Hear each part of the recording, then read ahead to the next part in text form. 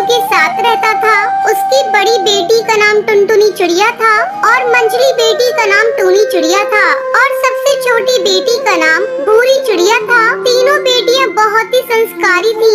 बचपन में ही उनके सर से उनकी माँ का साया उठ गया था। फिर टुन्नू चिड़ा ने ही अपनी बेटियों को पाल पोस कर किसी तरह बड़ा किया। अचानक एक दिन टुन्नू चिड़ा की तबीयत बिगड़ जाती है। वो अपनी तीनों बेटियों को अपने पास बुलाता है और उनसे कहता है, लगता है मेरा समय आ गया है, अब मैं नहीं बचूंगा। तुम लोग मेरी बातों को ध्यान से सुनो। टुनटुनी, तू बड़ी है बेटा, अपनी दोनों बहनों का ध्यान रखना। बाबा, तुम ऐसी बातें क्यों कर रहे हो? तुम्हें कुछ नहीं होगा। मैं अभी वैद्य जी को बुलाकर ला रही हूँ। बेटा, वैद्य जी को बुलाने से कोई फायदा नहीं। तू बस मेरी बात सुन। तेरी छोटी बहन भूरी को पढ़ने का बहुत शौक है, तू उसे बहुत पढ़ाना। इतना कहते कहते टुन्नू चिड़ा की मौत हो जाती है। बाबा, ये क्या हो गया बाबा? अब हम लोग तुम्हारे बगैर कैसे रहेंगे? तीनों बेटियां अपनी बाबा की बॉडी के पास फूट फूट कर रो रही थी। किसी तरह टुनटुनी चिड़िया अपने आप को संभालती है, फिर अपनी दोनों बहनों को समझाने लगती है। देखो टूनी और भूरी चिड़िया, तुम दोनों के इस तरह रोने से अब बाबा वापस नहीं आएंगे। अब हम लोगों को ही अपने आप को संभालना होगा। तुम लोग चिंता मत करो, तुम्हारी बड़ी बहन अभी जिंदा है। मैं तुम लोगों की देखभाल करूंगी। इस तरह कुछ दिन गुजर जाते हैं। एक दिन टुनटुनी चिड़िया काम की तलाश में जाने लगती है। तब टूनी चिड़िया उससे कहती है, दीदी मैं भी तुम्हारे साथ चलती हूँ। हम दोनों मिलकर कुछ काम करेंगे तो ज्यादा पैसे आएंगे। टुनटुनी चिड़िया के लाख मना करने पर भी टूनी चिड़िया नहीं मानती। फिर दोनों बहनें काम की तलाश में जाने लगती है। दीदी मैं भी चलूंगी आपके साथ। आपके बिना मैं घर में कैसे अकेली रहूंगी? फिर तीनों बहनें साथ साथ काम की तलाश में जाती हैं। काफी देर तक भटकने के बाद टुनटुनी चिड़िया को अचानक से बंटी कबूतर बहुत सारा सामान लेकर आता हुआ दिखाई देता है। टुनटुनी चिड़िया उसके पास जाती है और उससे कहती है, अरे बंटी भैया, हमारे रहते आप इतना भारी सामान लेकर क्यों जा रहे हैं? लाइए मैं इसे आपके घर तक पहुंचा देती हूँ। जो मर्जी आए, आप मुझे मजदूरी दे दीजिएगा। बाबा के मरने के बाद हमें काम की बहुत जरूरत है। ठीक है, उठा ले सामान और मेरे घर तक पहुंचा दे। मैं तुझे 10 रुपए दूंगा। फिर टुनटुनी चिड़िया सामान उठाकर बंटी कबूतर के घर तक पहुंचाने के लिए चली जाती है। उसके जाने के बाद टूनी चिड़िया भूरी चिड़िया से कहती है, चल भूरी चिड़िया, अब हमारी बारी है। हमें भी कोई काम ढूंढना होगा। वो दोनों काम की तलाश में थोड़ा आगे जाती हैं। वहाँ एक कालू कौवा पकोड़े तल रहा था। दोनों बहनें उसकी दुकान पर पहुँचती है। भैया, क्या आपकी दुकान पर हम दोनों को काम मिलेगा? हमें बहुत जरूरत है काम की। हाँ, तुझे पकौड़े तलने का काम मिल जाएगा और तेरी बहन ग्राहकों के झूठे बर्तन साफ कर देगी। बदले में मैं तुम दोनों को खाने के लिए भोजन और कुछ रुपए दे दूंगा। बोल, तुझे मंजूर है? हाँ भैया, हमें मंजूर है। हम दोनों बहनें आपकी दुकान पर काम करेंगे। इस तरह टूनी चिड़िया पकोड़े तलने लगती है और भूरी चिड़िया सभी ग्राहकों के झूठे बर्तन धोने लगती है। तभी टुनटुनी चिड़िया अपनी दोनों बहनों को तलाशते हुए वहाँ पहुँच जाती है।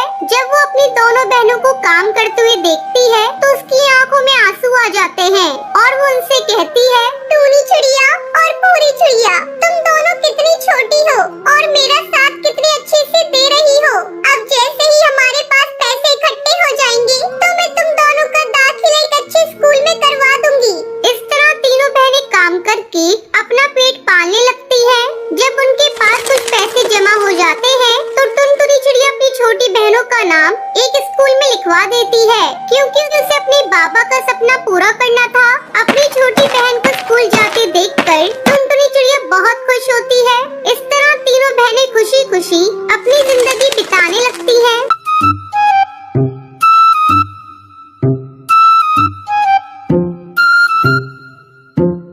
सुंदरवन जंगल में टुनटुनी चिड़िया अपने पति बंटी कबूतर के साथ खुशी खुशी दिन गुजार रही थी। टुनटुनी और बंटी कबूतर ने प्रेम विवाह किया था। टुनटुनी के साथ टूनी चिड़िया अपने गांव में रहती थी। एक दिन वो बिना खबर किए टुनटुनी के घर आ जाती है। अपनी सास को देखकर टुनटुनी कहती है, अरे माँ जी, आप कौन है? बहू, तूने मुझे पहचाना नहीं? मैं तेरी सास हूँ। आप तो बिना खबर के यहाँ आ गई। बहू, ये तुम कैसी बातें कर रही हो? अपने बेटे के घर आने के लिए मुझे खबर देनी होगी। लगता है मेरे आने से तू खुश नहीं है।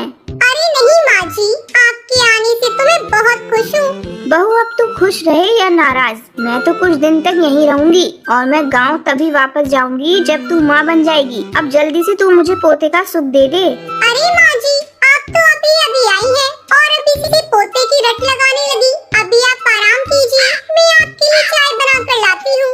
इतना कहकर टुनटुनी चिड़िया चाय बनाने के लिए चली जाती है।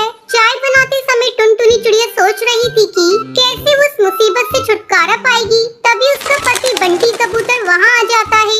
सुनो जी, अपनी माँ को गांव वापस भेज दो। अगर माँ जी कुछ दिनों के लिए यहाँ रुक गई तो मेरा जीना हराम कर देंगी। तुम्हें पता है, जब से आई है तब से पोते की रट लगा रही है। तो इसमें बुराई क्या है? अपनी शादी को हुए कई महीने गुजर गए हैं, आखिर तुम्हें माँ बनने में क्या हर्ज है? तुम कान खोल कर सुन लो जी, मैं अभी माँ बनकर अपना फिगर खराब करना नहीं चाहती। तो तुम भी कान खोल कर सुन लो, अगर तुम माँ नहीं बनोगी तो मैं तुम्हें छोड़कर दूसरी शादी कर लूंगा। मेरी माँ ही नहीं, अब मैं भी चाहता हूँ कि मेरा बच्चा हो।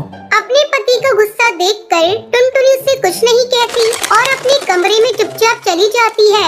तभी टुनटुनी की सहेली मीठी तोती का फोन आता है। टुनटुनी उदास मन से उससे बातें करने लगती है। अरे टुनटुनी, आज तेरी आवाज को क्या हुआ? लग रहा है तू रो रही है। क्या बात है, तू मुझे बता, शायद मैं तेरी कोई मदद कर सकूं। क्या बताऊं मीठी, मेरी सास आई है, उसने मेरा जीना हराम कर रखा है। उन्हें पोता चाहिए और मैं अभी माँ बनना नहीं चाहती। मैं क्या करूं, कुछ समझ में नहीं आ रहा है।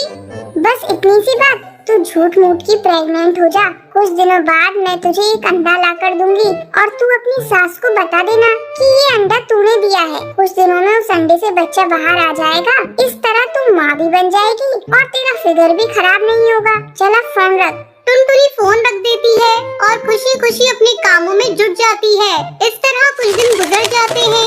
एक दिन टुनटुनी अपने पति बंटी कबूतर से कहती है, लगता है भगवान ने आपकी सुन ली, मैं प्रेग्नेंट हो गई। ये सुनकर बंटी कबूतर और उसकी सास दोनों खुश हो जाते हैं। एक सप्ताह बाद मीठी तोती टुनटुनी को एक अंडा ला कर देती है। टुनटुनी झट से उस अंडे को छुपा लेती है। फिर मीठी तोती वहाँ से चली जाती है। कुछ देर बाद टुनटुनी चिल्लाकर कहती है, माँ जी, ये देखिए, मैंने कितना सुंदर अंडा दिया है। बस अब कुछ ही दिनों में इससे बच्चा बाहर आ जाएगा और आपको दादी कहकर पुकारेगा। टूनी चिड़िया उस अंडे को देखकर खुश हो जाती है। उसे क्या पता था कि टुनटुनी चिड़िया ने झूठ बोला है। कुछ दिनों बाद उस अंडे से कौवे का बच्चा बाहर आता है और टुनटुनी की पोल खुल जाती है। ये देखकर टूनी चिड़िया कहती है, अरे देख तो बंटी, तेरी पत्नी ने क्या कारनामा किया है। ये तो अपना फिगर बचाने के लिए एक कौवे का अंडा ले आई। राम राम राम राम, इसे भगवान का जरा भी डर नहीं है। फिर टुनटुनी अपनी सास और अपने पति से माफी मांगती है और उन्हें बताती है कि उसने झूठा प्रेग्नेंट होने का नाटक किया था। लेकिन बंटी कबूतर उसे माफ नहीं करता और उसे धक्के मारकर घर से बाहर निकाल देता है। टुनटुनी अपनी गलती पर पछता रही थी। वो कौवे के बच्चे को उसकी माँ के पास पहुंचा देती है। फिर अपना एक अलग घोंसला बनाकर उसमें रहने लगती है। इस तरह कई दिन गुजर जाते हैं। एक दिन टुनटुनी चिड़िया बंटी कबूतर को फोन करती है और रोते हुए उससे कहती है,